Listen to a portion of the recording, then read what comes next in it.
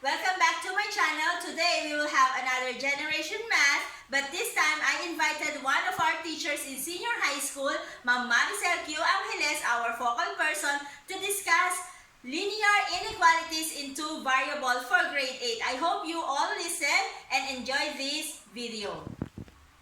Thank you, Ma'am Jen. Hello, guys. So I will discuss to you linear inequalities in two variables. So at the end of this discussion, I am hoping that you will going to distinguish linear inequalities in two variables from linear equation in two variables. And also, I am hoping that you will be able to illustrate real-life situations into linear inequalities in two variables. Okay, so let's start. So if you still recall, linear equation has a standard form of ax plus by equals c. Actually, linear equation in two variables is also resembles linear inequalities in two variables. So take a look at this. Ax plus by equals c is the standard form of linear equation in two variables. So if we are talking about linear inequalities in two variables, we will have ax plus by greater than c, or ax plus by less than c, or ax plus by greater than or equal to c, ax plus by less than or equal to c. This equation, linear equations, as I've said earlier, resembles linear inequalities in two variables. The difference is the symbol that the mathematical sentence, these two mathematical sentences use. So in linear inequalities, we are using symbols like greater than, less than, greater than or equal to, less than or equal to. So, example for linear inequalities in two variables.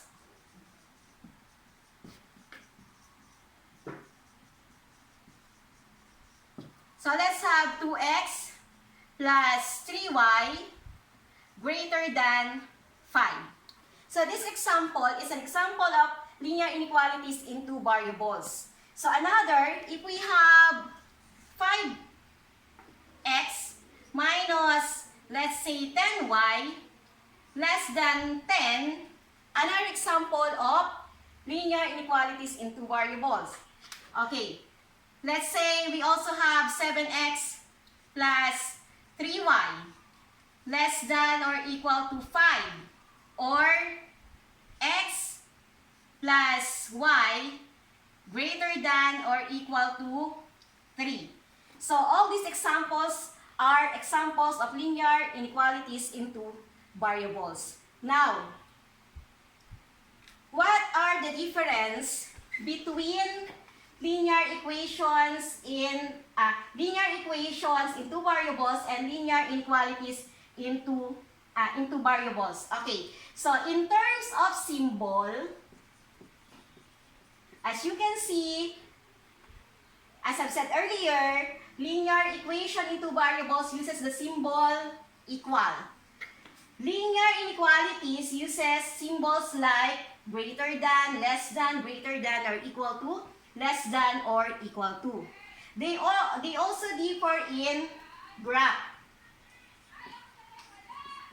Okay. A linear equation in two variables has a graph that is a straight line. While linear inequalities in two variables, the graph depends on the sign. If your sign is greater than or less than, the graph of the inequality is a broken line. Like this, for example. The graph is a broken line. So, it means that if your symbol is greater than or less than, all the points on the line are not solutions of the given inequality. The solutions are the shaded portion. The solution set is the shaded portion of the graph. But if your sign is greater than or equal to, less than or equal to, your graph is a straight line. Meaning, or what do you call this? It is not a broken line. It is a straight line, meaning that all points on the line are part of the solution set of the given linear inequality. Okay, what else? What are the difference? Let's check. Okay, standard form. So, the standard form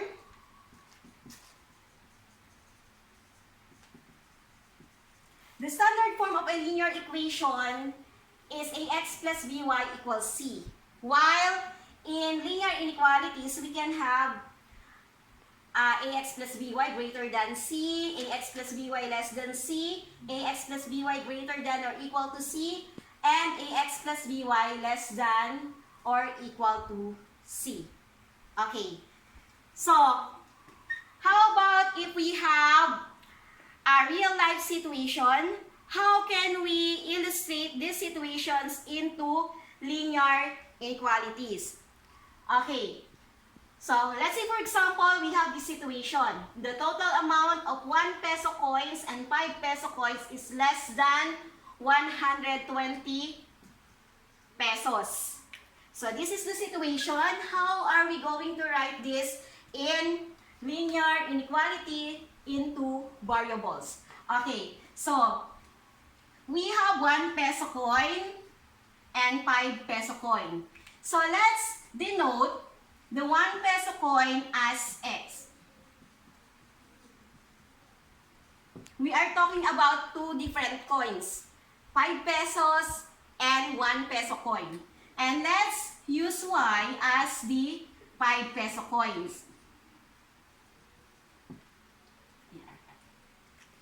X for 1 peso coin and y for 5 peso coins. So according to the situation, the total amount of 5 peso and 1 peso coin is less than 100 pesos. If we are going to put together all the 1 peso coin and 5 peso coin, we will have the total is less than 120. So, to get the total, we have to add 1 peso coin and 5 peso coin. So,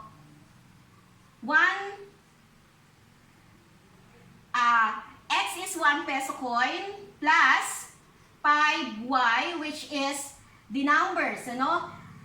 X is the number of 1 peso coin, while y is the number of the 5 peso coin. So, less than 120 pesos. So, as if we are going to represent this as a linear inequality, we can have 1x plus 5y less than 120y, because 1 peso coin times the unknown number of that 1 peso coin plus the unknown number of 5 peso coin is less than 120 pesos. But since we in math, if our numerical coefficient is 1, we are not writing it. So, we can have x plus 5y less than 120. So, this is now the representation of this real life situation. Okay, so less than, so this is the symbol for less than. What if we are going to change this phrase or words into at least? Okay, at least. When we say at least, no, if we are going to add the 1 peso coin and the 5 peso coin, if we say at least, the total is at least 120, it means that the total of your coins will be exactly or at least exactly 120 or greater than 120. The word at least means that it is 120 or more than 120. So if we are going to put this into symbols, we can have x plus y greater than or equal to 120. So meaning if you are going to add your 1 peso coin and 5 peso coin, it will be equivalent to 120.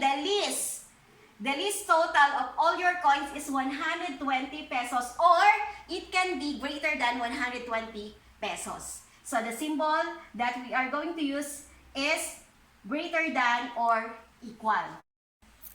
Okay, so let's have another example. The difference between the heights of Sian and Joseph is more than 23 centimeters. So let's check for the keywords. You know, we have difference and we have more than. So when we say difference, it refers to the subtraction symbol or subtraction operation. Of course, when we say more than, we will use this sign.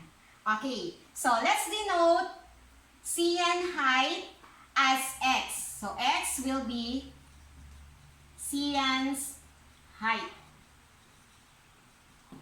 And y as Joseph's height.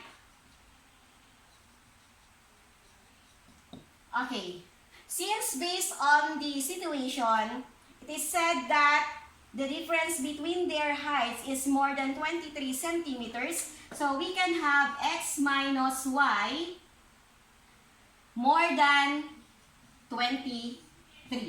So this linear inequality in two variables is the representation of the given real-life situation. Now, let's try to change more than into atmos. When we say atmos, guys, it means that the value is equivalent or it can be lesser the given number. So since in the given situation, we have 23, it means that the value can be equivalent to 23 or less than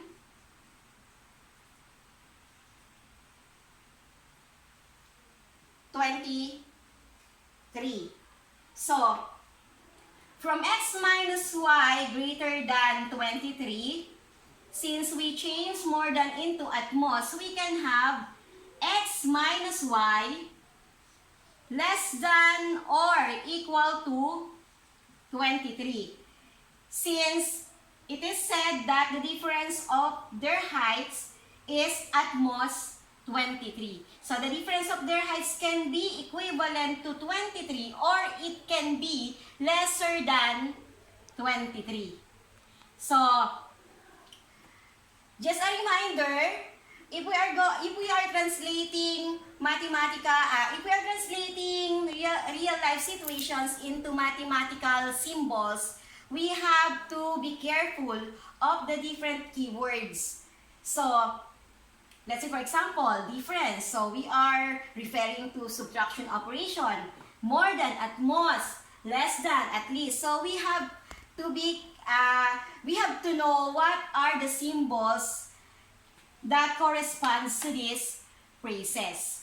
Okay, so that's all for linear inequalities in two variables. I hope that you learned from my discussion, and I hope that you can now differentiate linear equation from linear inequalities in two variables, and you can translate real-life situations into linear inequalities. Thank you.